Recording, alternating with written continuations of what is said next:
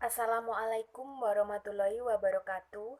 Perkenalkan, saya Risa Anggiyosita dari Offering D3 angkatan 2019, prodi S1 Pendidikan Fisika. Di sini saya akan menjelaskan teori kognitif sebagai tugas mata kuliah belajar dan pembelajaran. Yang pertama, pengertian teori belajar kognitif, di mana pengertian teori belajar kognitif ini dibagi menjadi dua, ada secara istilah dan secara bahasa. Pengertian teori belajar kognitif secara istilah dapat didefinisikan adalah salah satu teori di antara teori-teori belajar, di mana belajar pengorganisasian aspek-aspek kognitif dan persepsi untuk memperoleh pemahaman. Sedangkan secara bahasa dapat diartikan cogitare yang artinya adalah berpikir. Jadi dapat disimpulkan pengertian teori belajar kognitif adalah pembelajaran yang lebih menekankan pada pengetahuan dan pengalaman yang dimiliki oleh peserta didik. Tokoh-tokoh dalam teori kognitif yang kita ketahui ada tiga. Yang pertama ada Piaget, yang kedua ada Brunner, yang ketiga ada Ausubel. Teori belajar menurut Piaget adalah perkembangan menuju kedewasaan, maka ia akan mengalami adaptasi dengan lingkungannya yang akan menyebabkan adanya perubahan kualitatif dalam struktur kognitif.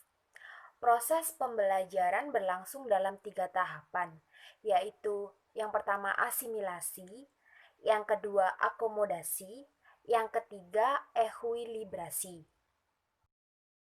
Tahapan-tahapan perkembangan menurut Piaget. Yang pertama ada tahapan sensori motor. Ini berlangsung ketika mereka berumur 0 sampai 2 tahun. Nah, ciri dari perkembangannya adalah berdasarkan tindakan yang dilakukan selangkah demi selangkah. Yang kedua, ada tahapan praoperasional. Nah, di sini dimulai ketika ia berumur 2 sampai 8 tahun. Nah, ciri dari perkembangan pada tahap ini adalah menggunakan simbol atau tanda bahasa, dan mulai berkembangnya konsep intuitif. Yang ketiga adalah tahapan praoperasional konkret. Nah, ini dimulai ketika ia berumur 8 sampai 11 tahun. Ciri dari perkembangan pada tahap ini adalah sudah mulai menggunakan aturan-aturan yang jelas dan ditandai adanya reversibel dan kekekalan. Yang keempat adalah tahapan operasional formal, di mana dimulai ketika ia berumur 11 sampai 15 tahun. Ciri pokok dari perkembangan pada tahap ini adalah anak sudah mampu berpikir secara abstrak dan logis dengan menggunakan pola pemikiran kemungkinan. Selanjutnya adalah teori belajar kognitif menurut Brunner. Nah, teori Brunner dikenal dengan istilah free discovery learning, yang menyatakan bahwa proses belajar akan berjalan dengan baik ketika pendidik memberikan kesempatan kepada peserta didik untuk menemukan sesuatu konsep, teori, atau aturan tambahan melalui contoh. Nah, ada 3 tahapan cara melihat lingkungan pada teori Brunner.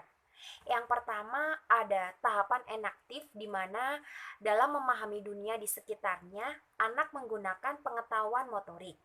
Yang kedua ada tahapan ikonik, di mana dalam memahami dunia sekitarnya, anak belajar melalui bentuk perumpamaan atau perbandingan. Yang ketiga ada tahapan simbolik. Nah, di mana kemampuan dalam berbahasa, logika, matematika sangat mempengaruhi ide-ide abstrak. Selanjutnya adalah teori belajar kognitif menurut Ausubel. Dalam teori ini, teori belajar dimaknai sebagai belajar bermakna. Pembelajaran bermakna yaitu suatu proses mengkaitkan informasi baru pada konsep-konsep relevan yang terdapat dalam struktur kognitif seseorang. Selanjutnya adalah kelebihan dan kekurangan dari teori kognitif. Yang pertama ada kelebihan teori kognitif, di mana kelebihan ini adalah yang pertama dapat meningkatkan kemampuan peserta didik untuk memecahkan suatu masalah baru. Yang kedua ada dapat meningkatkan motivasi kepada peserta didik. Yang ketiga, membantu peserta didik untuk memahami bahan belajar dengan lebih mudah. Nah, untuk kekurangan teori kognitif, yang pertama, keberhasilan pembelajaran didasarkan hanya daripada kemampuan peserta didik. Yang kedua, pendidik dituntut untuk mengikuti keaktifan peserta didiknya. Yang ketiga, fasilitas harus mendukung. Selanjutnya, implementasi pada dunia pendidikan. Nah, implementasi terhadap pendidikan yaitu bahwa keaktifan dalam belajar itu sangat penting. Peserta didik yang belajar secara aktif dan bisa optimal, proses asimilasi dan akomodasi antara pengetahuan dan pengalaman akan terjadi dengan baik. Yang terakhir adalah penerapan teori belajar kognitif dalam pembelajaran. Nah, yang pertama ada belajar itu tidak harus berpusat pada seorang guru atau pendidik, tetapi peserta didik harus lebih aktif. Yang kedua, bahan pembelajaran dan metode pembelajaran harus menjadi perhatian utama agar peserta didik dapat memahami dan mengaplikasikannya dengan baik dan benar. Yang ketiga, belajar harus berpusat pada peserta didik, karena peserta didik melihat sesuatu berdasarkan dirinya sendiri. Baik, demikian presentasi dari saya. Mohon maaf apabila ada kekurangan dan kelebihan. Semoga bermanfaat. Wassalamualaikum warahmatullahi wabarakatuh.